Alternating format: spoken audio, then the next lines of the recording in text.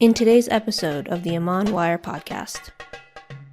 Part of, I want to say, being able to apply the lessons of navigating these hardship, it necessitates in being on a spiritual journey for its own sake, outside of hardships, which means I seek to purify my soul. I seek to rectify my soul. I seek to try to practice at whatever capacity, one step at a time, whatever, spiritual excellence that I can, so that I can know myself. And if I know myself, by knowing myself, and also by treating myself after I know myself, this becomes a door of opening to knowing God.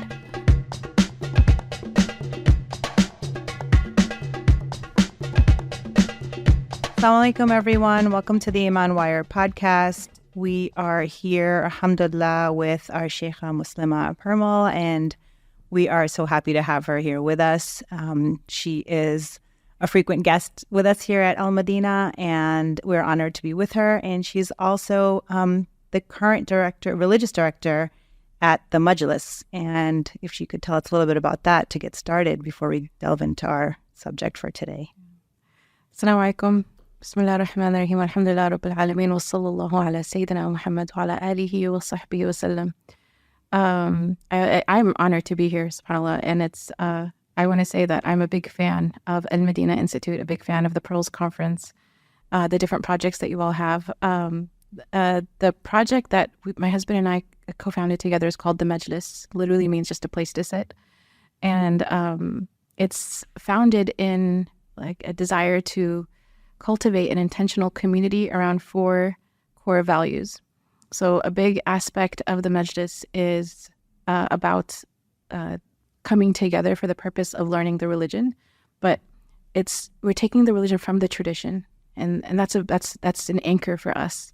There's many different ways that people in the modern world will study Islam, and for us, we are looking at it from the perspective of our tradition, the Turath, which is to take from the classical scholars, take from the classical text as it has been passed down through a Sanad. And that's a very particular sort of approach, but with the desire to make it relatable and apply it specifically to the Western context that we live in. So we're not living in the past. No, we're taking from the past, or our hope is to take from the past and apply it to the world and the circumstances that we're in a way that is palatable, is livable, is something that people can actually have hope for, that I can do this, I can practice this.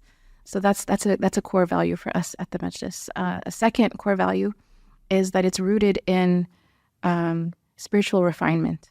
So part of learning this tradition is trying to live it.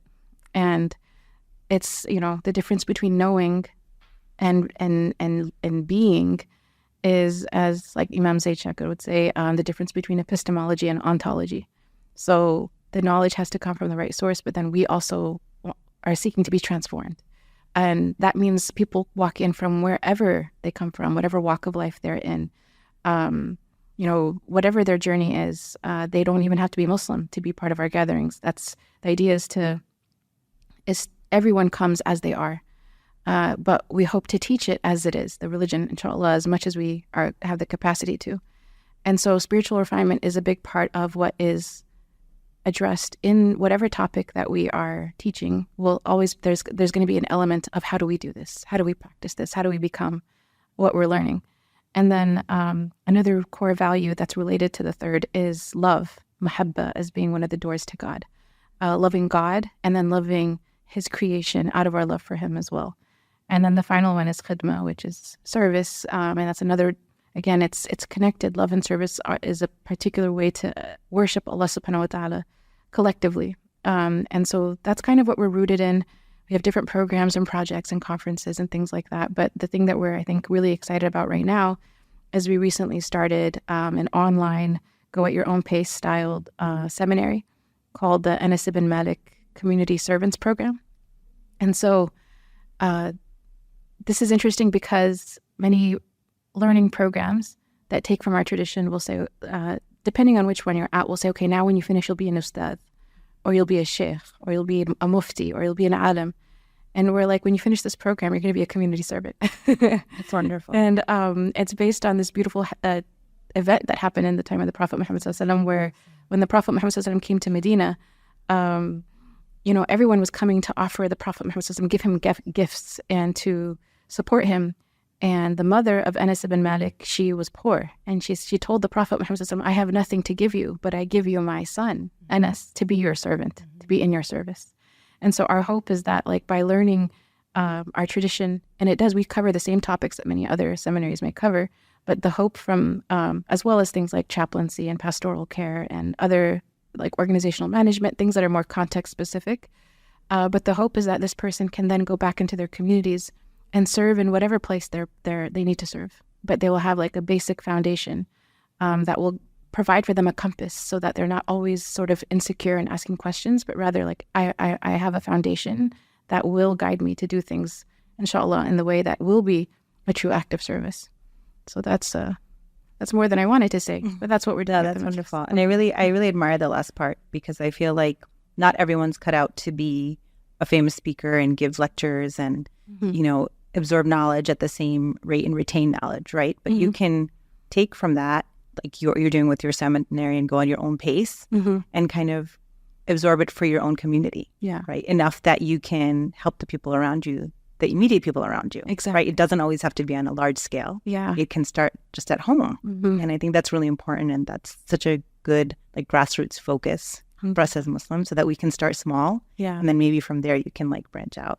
And different people are gifted with different talents. Right. So one person in the community is going to organize the whole event, right? You have your Khalid bin Walids.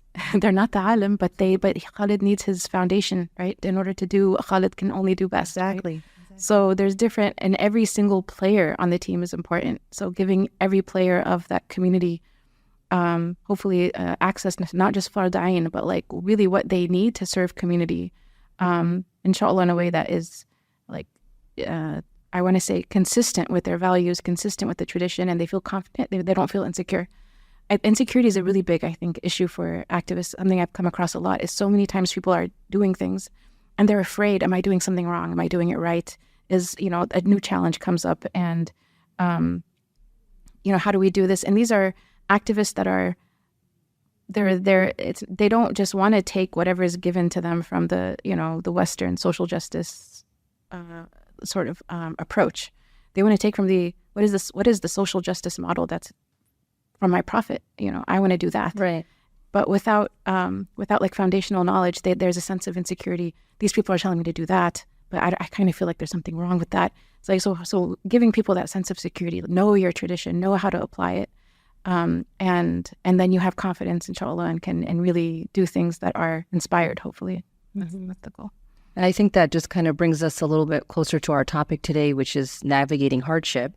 My name is Farah Sheikh. I'm a mental health therapist, Muslim women's and children's mental health therapist in Maryland. And my co-host is Ghazala Sheikh, who is a Muslim women's physical therapist in New Jersey.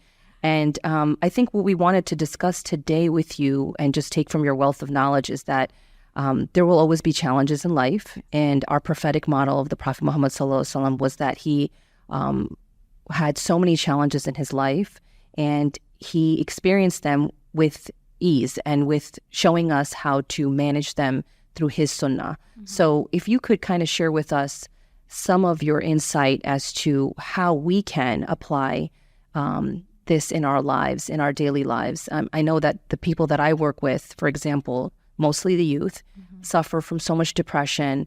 The rates of suicide are very high, even in the Muslim community. And there's a lot going on post-COVID that people are really struggling in mental health, in ways that they haven't in the past. So if you could share some information with us and your knowledge with us about how navigating hardship can become something that we can learn to master through our master, the Prophet Muhammad sallallahu alaihi wasallam. So this is something that, subhanAllah, one to think about.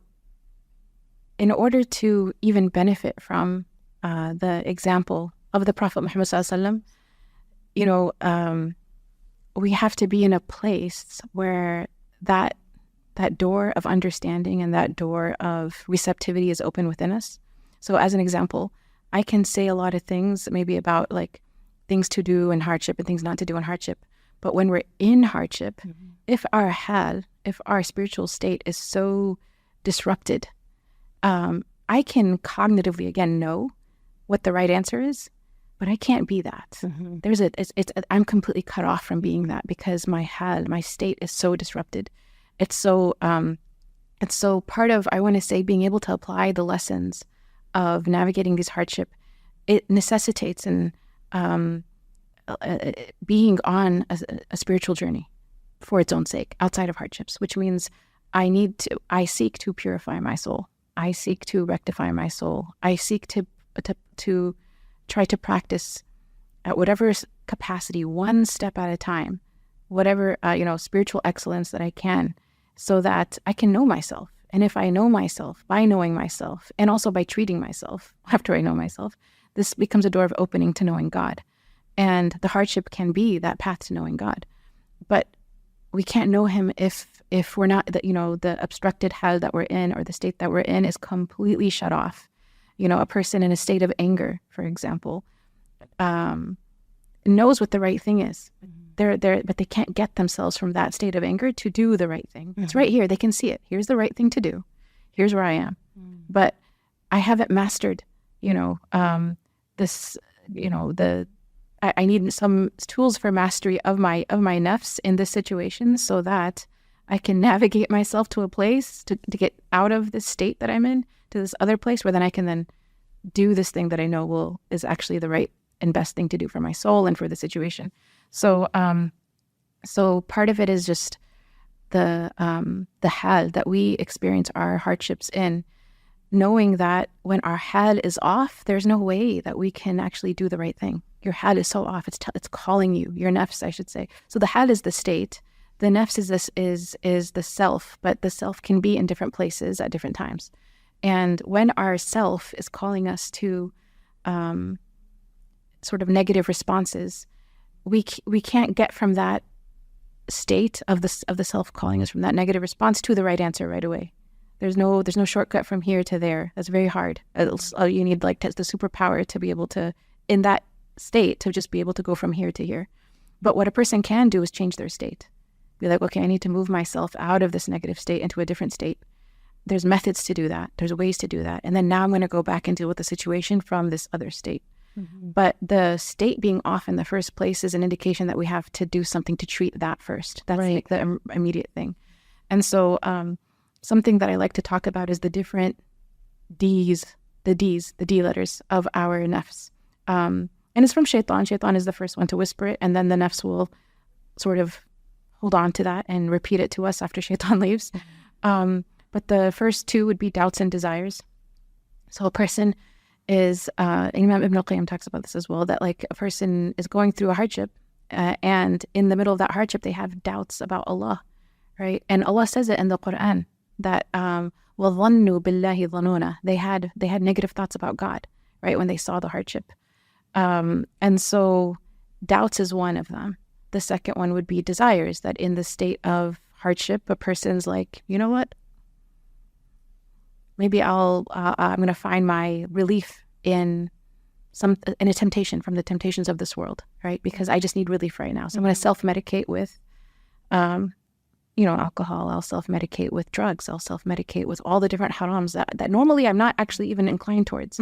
But in my hardship, right, this is calling me as a form of relief.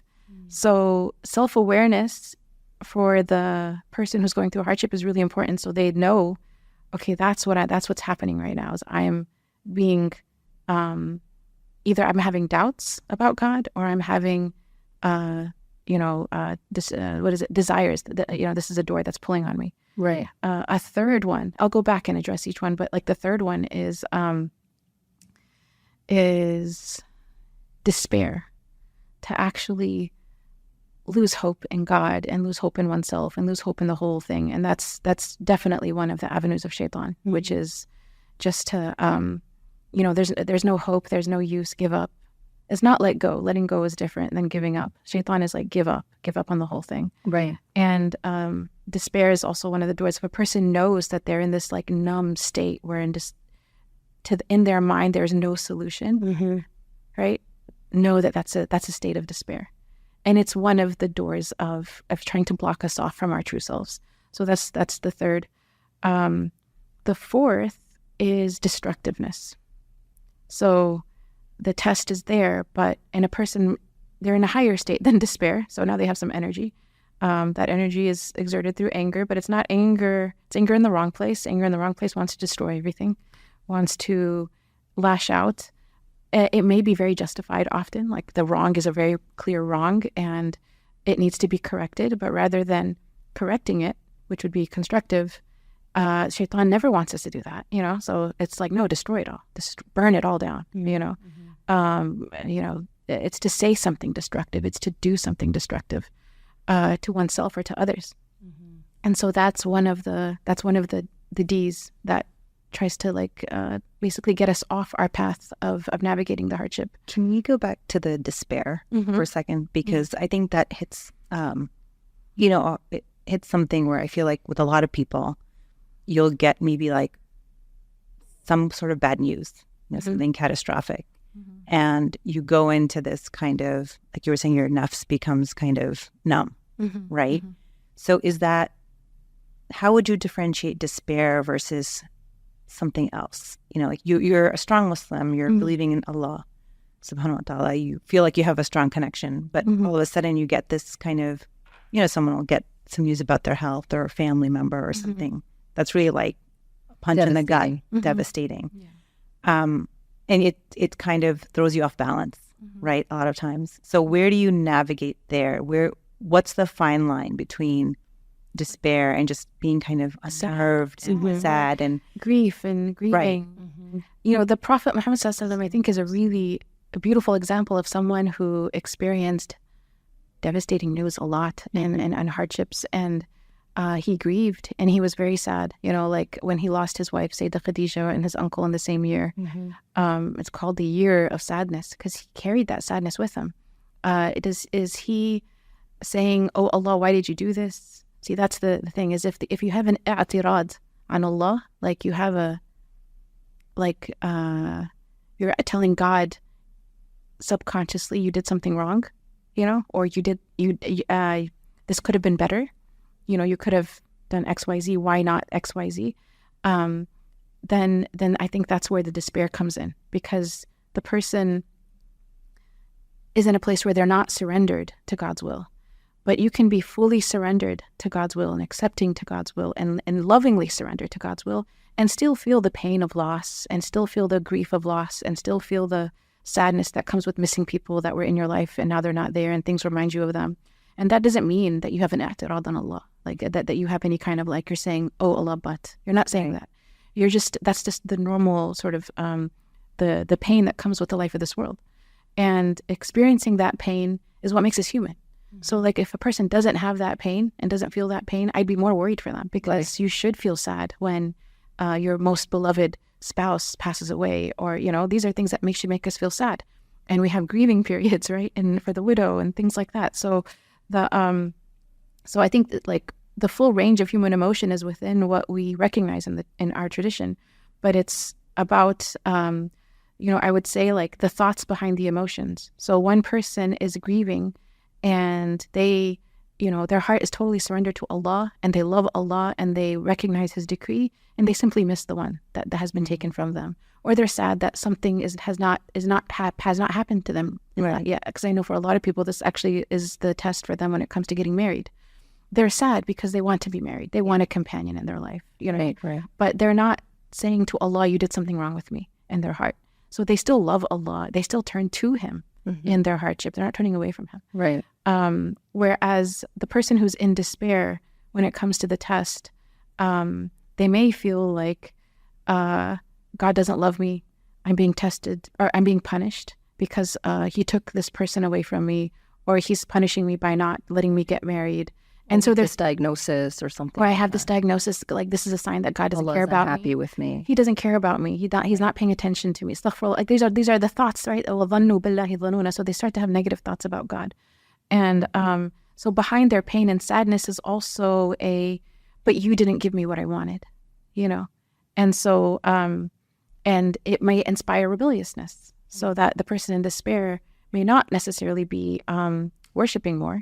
They may end up finding other ways of dealing with their sadness, like, since He didn't care about me, well, I'm just going to take off my hijab.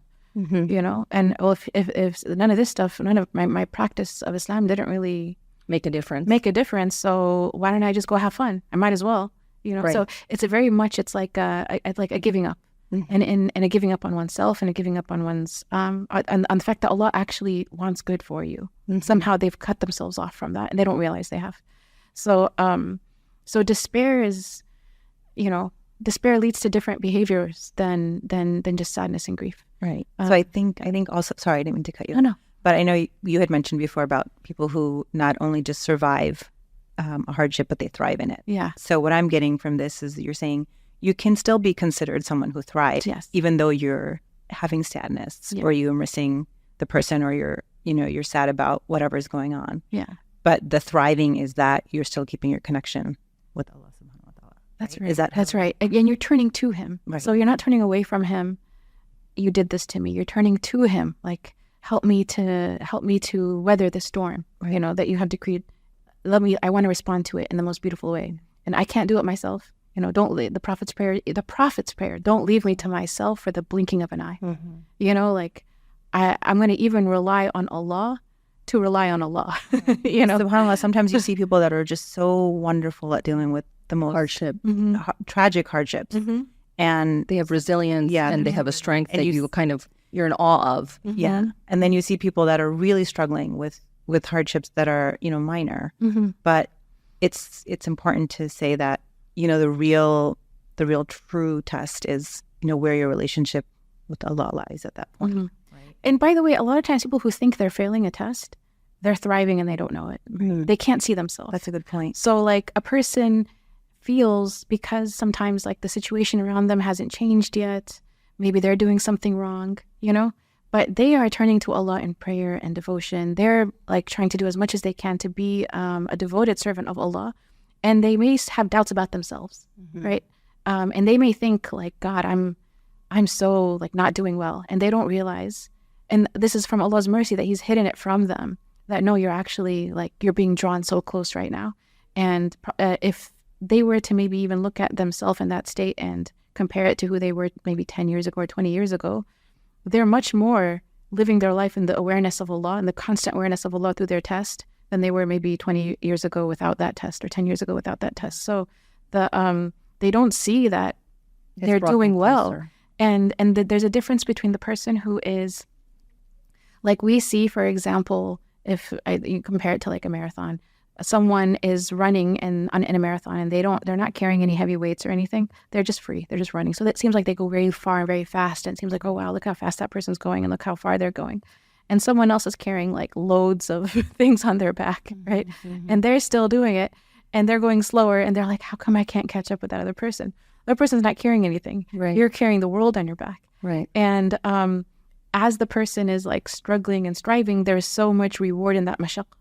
Like they're still headed towards it. Like taking one step towards God for that person probably has so much more reward than this other person who's seemingly easily doing all these acts of worship Because of their obstacles in their way. because of how much mujahada, how much struggle there is to do it. To do that one thing for you is so much harder. Right. So the reward is more because the al-ajru ala qadr al-mashaqqa, that the reward is according to the difficulty in it. So almost like take your difficulty as a sign that if it's hard, then alhamdulillah, the reward is more. It's just like learning Quran. They say like in the beginning, the person who's reading Quran, it's like that. And then later on, they're with the kiraman barara, like they're with the angels.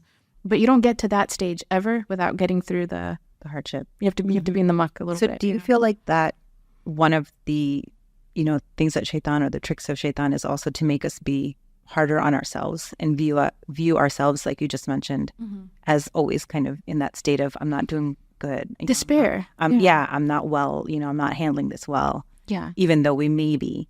But I feel like we're, you know, sometimes as a society, we're really like, we beat ourselves up. Hard on ourselves. Yeah, we're very hard on and ourselves. especially women. Yeah. I think we have a lot when it comes to the responsibilities that we have as mothers, as wives, as daughters, as community members, as Muslims. I feel like we are falsely portrayed in the society to kind of just be able to do it all. And when we fall short, we are very hard on ourselves. And I think that we do kind of beat ourselves up and measure ourselves against some unrealistic standards. And maybe we do have those thoughts. For example, how do we know that the thoughts are from our nafs versus from shaitan, the ones that I'm unworthy, Allah's punishing me. Some of the thoughts that you mentioned that sneak in, how do we know that how do we distinguish if they are waswasa or they are from our nafs, ourselves? So shaitan, when he comes to offer an idea or a thought that's bad for us, he comes and he tries new things, new thoughts. He doesn't come with what he's tried before unless, somehow we shielded ourselves from that before. So our nafs never accepted it. So he might try again. But the nafs is something that continuously repeats the same thought. So shaitan, it's kind of, imagine a sticky wall, all right? Shaitan throws up thoughts against the sticky wall. He's waiting to see what sticks. Okay, if it sticks, then he can walk away. It's that thought is now embedded within the nafs and it's on a loop. Yeah. But if it's from shaitan, it will just be like a random disruptive thought that's like out of left field often, It might be it may not be that sort of out of left field, but it's basically something jadid, something that's new. If it's something that you have, you find solace and peace in it, that the disruptive thought is not there, and then maybe time passes and that thought comes in. Just know shaitan is making a repeated attempt. But I want to say it's almost like it doesn't even matter where the thought comes from at some level, because if we're just simply aware of the thoughts in and of themselves and be like, because thoughts come from 4 places. It's from the shaitan or from the nafs, right? From the angels, which is like ilham, inspiration. And then there's also divine inspiration. And divine inspiration makes it, divine inspiration it makes it so that the person feels in themselves they have no other choice other than to do this good thing. It's like, it's not even a decision. It's not something that they're thinking about, should I do it, should I not do it? It has to happen. If it's divine inspiration, it has to. It's a wajib. Like, they can't but do it. The ilham is the thought to do that, something that is good for you, beneficial for you. So the angels will come and maybe tell a person, you're awake, you should maybe stay up and do some adhkar or do something. And a person listens, alhamdulillah, they follow the beneficial thought. Now the nafs can also, in a higher state, call the person to do something that's beneficial. Right? So if the nafs a person has sort of gotten out of the nafs al-amarat al-bisu' state, which is the nafs that calls them to these destructive things, despair and doubts, and I didn't mention a bunch of them, but the ones that we covered, it's the nafs can be that which calls it to good. Right. And the Prophet ﷺ described that you don't truly believe until, like, basically your nafs calls you to what I call you to. So the nafs can also be a source of guidance if it's elevated, if it's been elevated. But to, the person to be in that state where the nafs is elevated, they have to, it's that process of purification. And so with spiritual purification that starts with an awareness of where these original thoughts are really coming from, and a rejection of that which is like, no, this is going to take me away from my creator. And I'll just briefly mention some of the other ones, because I think, and I'll come back to it. So there's, as a review, we said doubts and desires. We said despair, right? And despair, part of it is like despair in God or despair of yourself also. Right. So despairing in yourself is in a lot of ways a despair in God. Yeah. Because you're saying like, I'm not good enough. And there's no way I could ever get better, So there's that. There's also distraction. So like if a person, has dealt with doubts and desires and despair, distraction is that which causes a person to, maybe they're going to just be busy with halal things, but they're not busy with better things, right? So distraction takes a person from who they could, their better possible self to the lower self. Not lower, but like you're going to be busy with mubahat rather than the fada'il. Like you're not the best version of yourself. Yeah, you're not the best version of yourself. Right. Now, and that's okay too, in the sense that a distraction takes you away from higher excellence. And maybe many of us have, like I said, I'm a person who I think I experience all of the things I'm talking about. So may Allah not count me as someone who, says things and doesn't do them.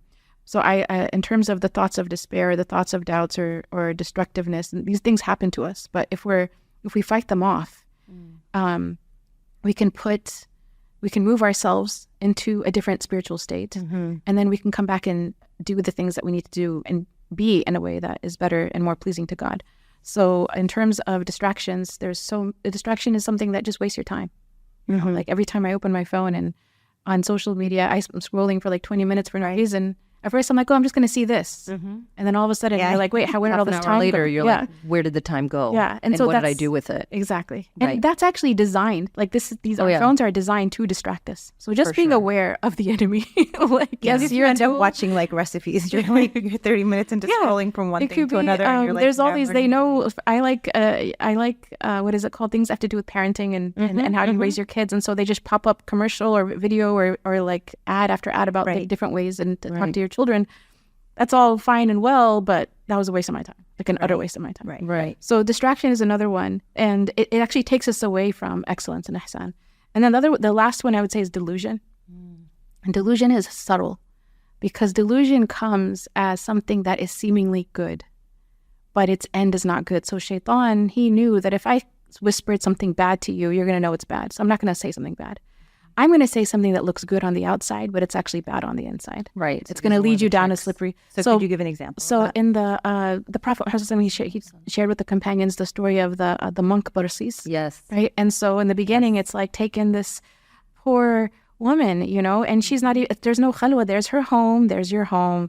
She's going to be there. You just put food outside her door. You're going to be taking in a homeless person. Looks good on the outside, right? Not good on the inside. And he knew that he can't get that monk with something evil at the beginning. Chip away. It's going to be a delusion.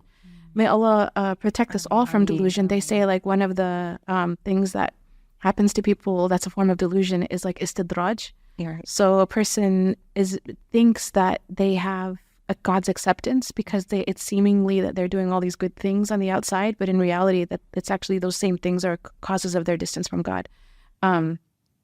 Maybe a person, and again, like it's the state of the heart that's going to, they become arrogant through those things. They think they're better than other people. They think all kinds of delusions about themselves. Right. And Shaitan will, if he can't do these other things, delusion is a subtle door. So I remember we asked one of my teachers about this. Like, how do we know at the very beginning that this is a delusion? And he said, it's not about like what happens in the moment of the thought. What's actually more important is your state before the delusional thought comes. So if you're someone who's in the remembrance of Allah subhanahu wa ta'ala, then when a delusional thought comes, it creates actually a contraction inside you. It comes as something heavy and a contraction. And when you're in the remembrance of Allah, you're actually in a peaceful, tranquil state that is surrendered to Him, right? When ilham comes, you will still be in a peaceful, tranquil state that is surrendered to Him. Delusion creates a different sort of physiological response. Now, he didn't limit it to just that. That was just one of its signs. That's just one of its signs. So like you'll feel like an intuition about something. You'll feel a physical constriction inside your body when the thought comes in. So yeah, you may feel like a physical constriction when the thought comes in. I think a really good example of this that happens a lot in our community is when the Prophet Muhammad sallallahu alaihi wasallam warned us that like al-istijal min ash-shaytan, right? Rushing is from the shaitan. And so a lot of times when we can't delay a response and we feel like we need to respond right away, that's delusion. Like you don't actually need to respond right now. Right. You can wait on this and you can get yourself into a better state and then respond. But this I need to get this out, that's coming to you from shaitan. So almost to challenge that and almost push yourself to wait or to delay because you feel like this is not from me, this is from shaitan. Yeah. And so like the idea with all of these D's, I remember, I think Imam Zayd said it really beautifully. He said, I think all of these D's that I just mentioned can be summed up under one D word, which is dunya. So true. It's all dunya. So I remember I once asked Imam Zayd something and he was like, everything other than Allah is dunya. I was like, oh, okay. So that's another sort of, so if you're with God, if you're with Allah and something is going to be taking you away from Allah, whatever that door is, it's dunya. And so that's maybe an easier way to sort of frame it is like, but what this assumes is that you're striving to be with God. You want to be in His remembrance. You want to be as much as you can, as much of the day as we can, to be renewing our intentions, to be worshiping Him and all the different things that we do. So when it comes to the hardships, right? Because the hardship itself is a constriction, right? But can I, in my hardship, where's innama al-usri, right? Al-usri is like juice, right? Asir. words in this constriction, yusra. Imam Ibn Ajiba, he says that that after or truly with this mujahada, when a person has struggled for the sake of God, then he grants them mushahada. I love that. He grants them the ability to witness him. So the heart of the person who's going through hardship, if they're holding on to God's remembrance in that hardship, and all these different things that are circling around them in this hurricane, they like kind of protect their heart from that, then they're actually at peace. They're tranquil, and they could be going through all kinds of craziness. Other people will look at them and be like, how are you calm right now? Right. And and a lot of times they'll say, I don't know, God's doing it. And sometimes that's just a blessing from Allah. I have heard that. You ask people, how are you going through this? You're so strong. And they'll just say, it's Allah. Yeah. It's not me. They know, like, I'm not like this. Yeah. But Allah gave me Allah has given me some sort of peace that has just come over me during this hardship and calamity. And in that peace, they're actually with God. So Yes. I know people who've gone through, like, for example, a terrible divorce. And then they'll tell me, but I'm so grateful for this because I have never remembered Allah more in my life. Mm-hmm. And so this like being with God in the hardship is where we find our ease. And it also kind of, I want to say, like, recalibrates us, because there's a lot of ways that our hearts can get attached to different things in this world. And this kind of recenters us as, no, our primary goal and attachment and focus, and the whole reason that I'm on this earth to breathe and is to worship Allah subhanahu wa ta'ala. It's Him. He's my goal. So it's described often as like the eye of the hurricane is the most peaceful and calm part of the storm. Yes. And that's what we hope our hearts to be, like the eye of the hurricane. Right. That's with Allah and has peace with Allah and has tranquility with Allah and acceptance. And it's going to have sadness if there's, something but it's still with Allah in that sadness. But that's where we want to be sort of centered. And when our head is any of these other things, we have to actually get back to this place of tranquility and then go back and look at what we need to deal with and deal with it from there. Never make a lifelong permanent decision from a place of destructiveness or doubts or despair or desires or distraction or delusion or dunya. Right. So for me, when I think of, and I had asked one of my teachers once, when I think of, a lot of people think of like tests in the dunya, but I remember asking and just saying that, we're in any case, we're in anticipation of a test coming, right? Like you're always kind of anticipating, because like you said, this is the dunya, right? So, but so calm before the storm kind of thing. I want to say anticipation of a test, meaning, or you're always kind of. I feel like you don't need to be in anticipation of tests. Because anxiety is something that's what I'm saying. Many so people there's so many people with anxiety now. That was my question to the teacher was, if you're someone with anxiety or a nervous person, you're always waiting for that shoe to drop. You're waiting for the next shoe to drop, and you're just. If you're happy, you feel like, oh, this is going to last long. I'm going to be sad. And something's coming. Unfortunately, we live now in a time where just anxiety and mental depression and all those things are on the rise. And so people are in this more fragile state, right? So how do we, knowing that we're in the dunya and knowing that part of being in the dunya is that you're going to be tested, but also knowing that your aim is that you want to maintain, and eventually hopefully get to that point where, like we just spoke about, where you're elevated enough. Yeah, to say, this from Allah, like I'm so calm during this time. How does one get to... I think that's the path of tasawwuf. Like that's just the path of spiritual purification and seeking to, I want to say, like, grow the love that we have for Allah subhanahu wa ta'ala, because the path is about God. It's not even about ourselves. It's not about this world. It's really about Allah. So if we're thinking about ourselves too much, like I'm this, I'm that, okay, now you're still thinking about other than Allah. Do you know what I mean? Yeah. And so the path is really about Him. And many teachers will say this, that the shortcut of the path is love. It's just love. And loving Allah subhanahu wa ta'ala and growing our love for Him. So the more we come to know Him, come to know His beautiful names, I think a lot of people haven't studied their aqidah very well, to be honest, because I feel like so much of our modern theological questions, scholars have answered many of them in the past. And they're good answers. Like they actually elevate the way that we exist in this world and how we deal with hardship and how we deal with the different things that are coming. But in terms of even like anxiety, which is I think rooted in a lot of thoughts that are like fear-based, right? So they're afraid and they're afraid and they're afraid. the more that we affirm that, Allah subhanahu wa ta'ala is loving and there's nothing to be afraid of. And that fafirru ilallah is like you literally you flee from your fear to God, right? So Right. I like in remembrance of Allah subhanahu wa ta'ala do hearts find rest. So in the person who's like really worried, if they find themselves in a worried state, something as simple but as beautiful and as alleviating as a dhikr, right? There's the morning adhkar that a person does. There's the evening adhkar. They emerge with a lot of that just washed out.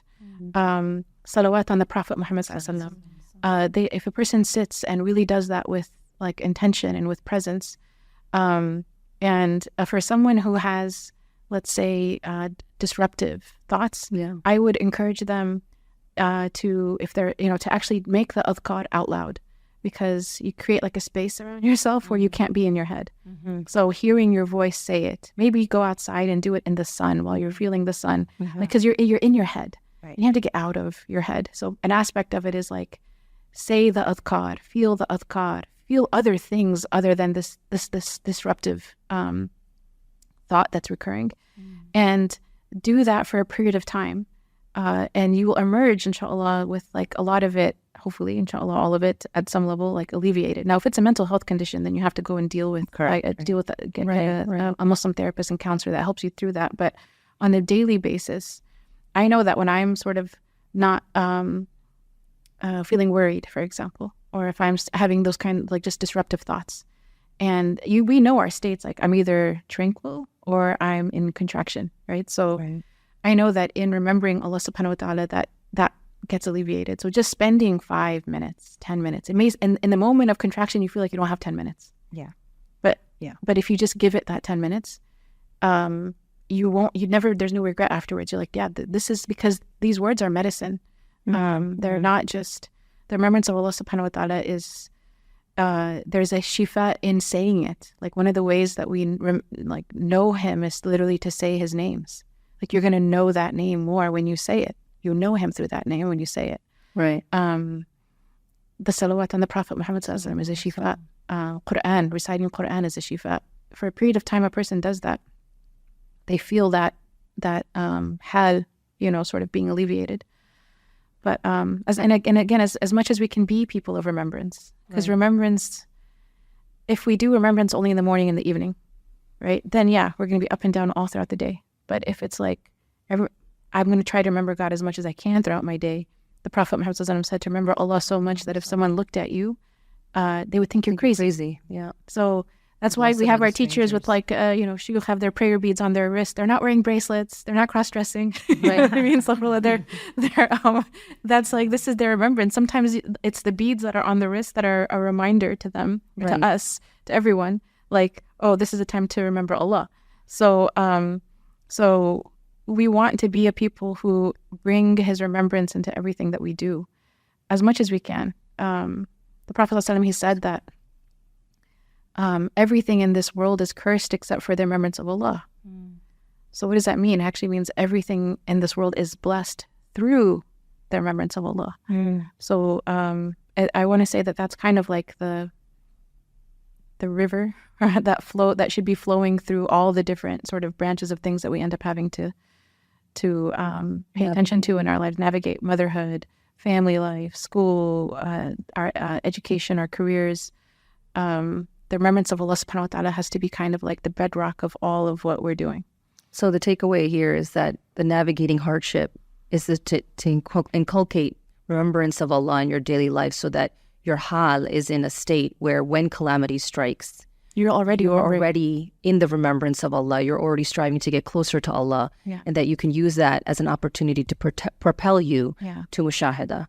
And if you're not in remembrance and calamity hits, that's okay. It's just a reminder. Okay, now I'm gonna make this time a time of remembrance and prioritize it. But I really feel like that remembrance is going to be more impactful if a person really has the correct thoughts about God. So they have to have a good opinion of Allah when they're remembering Him, with a good opinion, with hope, right? So it's connected to that. Not they're remembering Allah and they're thinking, but Allah doesn't care about me anyways. no, that's the remembrance of Allah with, like, I have hope in him. Allah is greater than all of my problems. Allah is his mercy and his ability to forgive and his ability to guide and his ability to fix is greater than anything under the sun. There's no one has power over him. So remembrance with, like, affirming who he is with a good opinion of him.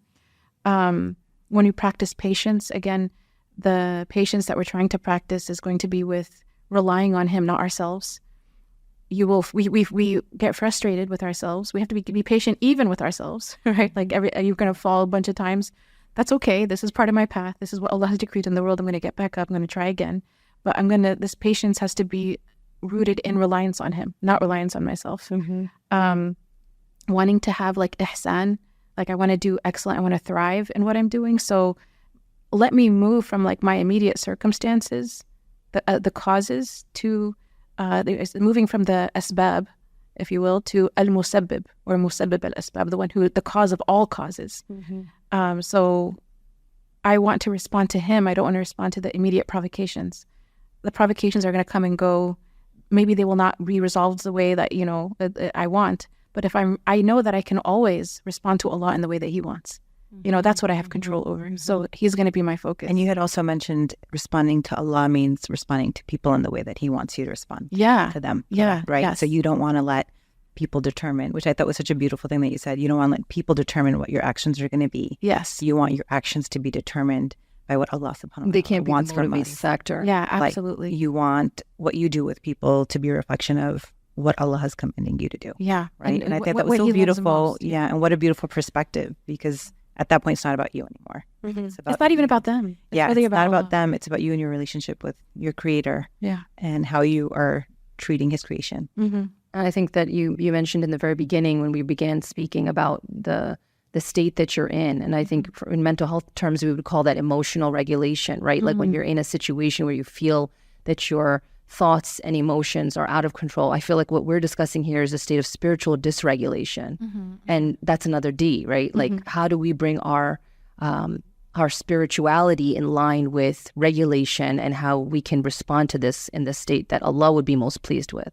So this is a wonderful question because it brings us back to what we started with, is that sometimes we have aql, we have intellect, but we're cut off from our intellect because of our ahwal, right? Our hal is calling us to one of these destructive things. And so it's about getting our hal back to a place where the aql can work, and it's in charge. The heart is the king, right?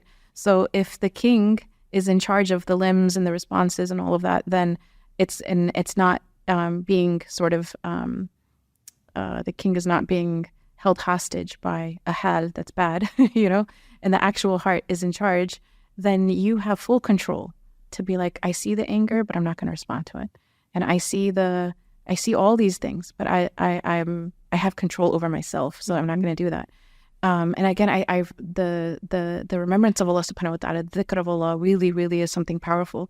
I want to say, like, in terms of before a person gets into dysregulation, the starting point, if we can, it's an end point, but it's also a starting point, because we say Muslim is someone who has submitted to God, right? So, like, my starting point is I'm not just submitting to him in terms of I believe in him and I believe in his religion, but I also want to just submit to him in general. Like, I want to be in a state of loving surrender to Allah at all times. Good things will happen and bad things will happen. Things I like and things I don't like. But my overall disposition that I want to have with Allah subhanahu wa ta'ala is basically, I love you and I love whatever you have decreed for me.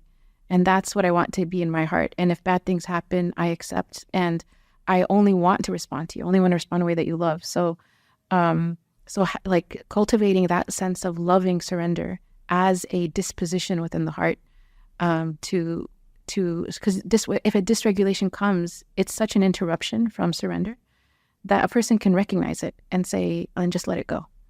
I don't need to do that. I don't need to go down that road. I don't need to think that. And I love that I've heard you mention that the Muslim behaves in a manner of when having a difficulty, that a dead body would be in the hands of the person who's bathing them. That's how we respond to the things that come. But I would say in general, not even a difficulty. In anything, just in life. For me, that gave me such a visual of being in such a helpless state, but at the same time being in complete surrender And trust. in trust, Yeah. and trusting the people or the being that is taking care of you at that time. I love that, and I thank you so much for being here today and speaking with us and discussing this very important topic. I wish we could go on for another hour. I feel like we could pick your brain for the whole day. But jazakallah khair for your time and for your knowledge and everything that you're sitting with us, and alhamdulillah. And I think that More to come, I think, because this is really relevant to this, especially I feel for the youth and people are going to start navigating life. You know, I want to say for all of us. for all of us. For me, the world is you so know, different. I need this just as much as the young person who's Wonderful struggling. Definitely. You know, Yeah. like But I just feel like I have younger kids that are now starting to navigate life you know, as teenagers, and I feel like the world is very different than what we faced. yeah, So absolutely. many things, and now there's so many continuing to labels. change. You know, there's so many labels for everything, right? We talk about trauma and anxiety. Everything has a label now, so Yeah. people are really identifying with that. So I think it's nice that we can, you know, also identify with it from a spiritual perspective and how to work with that. Thank you so much. I'm so honored to be here. Thank you. We're honored. Jazakallah khair. For more information, visit almadina.org.